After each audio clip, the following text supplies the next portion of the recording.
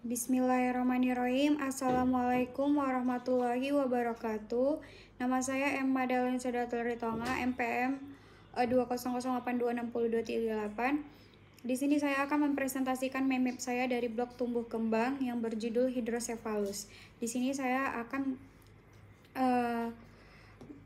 mempresentasikan definisi terlebih dahulu, di mana hydrocephalus adalah pelebaran ventrikel otak itu disertai peningkatan tekanan intraknial, di mana etiologinya adalah hydrocephalus terjadi karena 3 hal, yaitu pertama ada obstruksi aliran cairan cerebrospinal atau CCS, jadi di sistem ventrikel otak.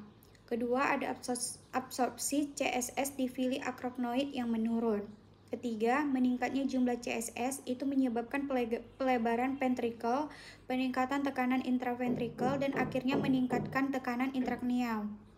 Jadi, ada beberapa klasifikasinya, yaitu terbagi dua.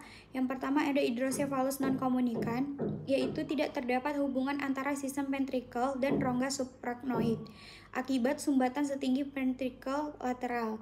Jadi penyebab lainnya itu ada tumor, kelainan kongenital seperti stenosis aqueductus, CLP, sindrom Dandy Walker, terus ada malformasi Arnold-Chiari. Jadi perdarahan intraventrikel. Yang kedua ada hydrocephalus komunikan, itu terdapat hubungan antara sistem ventrikel dengan rongga suprachnoid.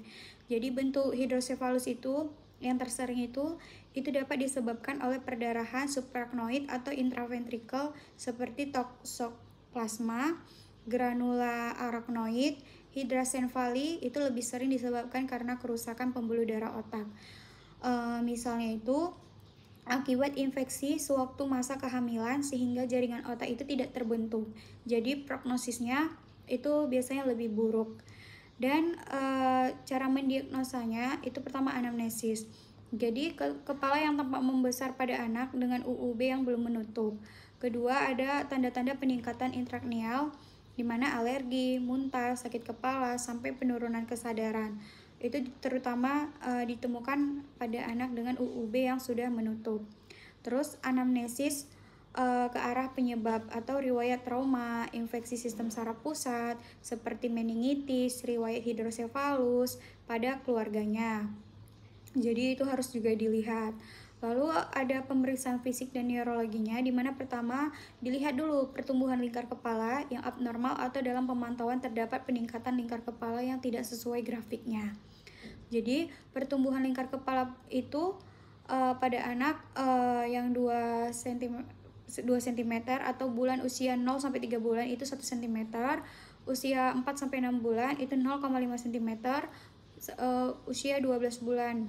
Terus tanda-tanda lesi uperneuron, hiperrefleks, klonus spatisme, lesi di daerah tulang belakang. Terus benjolan, dimple hair atau hemangioma yang merupakan tanda spina bifida.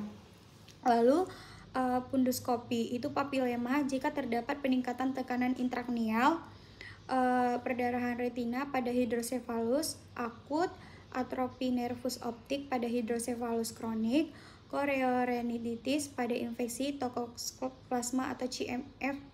Lalu ada pemeriksaan penunjang yaitu transmilunasi positif. Terus lakukan fotoronsen kepala, itu tanda-tanda peningkatan tekanan intraknial. USG pada anak dengan UUB yang belum menutup. Lalu CT scan atau MRI kepala itu digunakan sebagai diagnosis dan mencari etiologinya. Lalu diagnosisnya itu ditemukan pelebaran ventrikel dan tanda-tanda peningkatan tekanan intraventrikel seperti sulcus yang tidak jelas terlihat. Terus ada pemeriksaan pencitraan, itu kerap menemukan ventrikulomegali, dia tanpa adanya peningkatan tekanan intraventrikel seperti pada atrofi otak atau hydrocephalus espasul atau malformasi otak, lisensefali non-progressive arrested hydrocephalus. Pada keadaan ini itu diperlukan tata laksana tindakan bedah. Baik, mungkin itu saja meme yang saya jelaskan. Referensi bisa dilihat di bawah meme saya.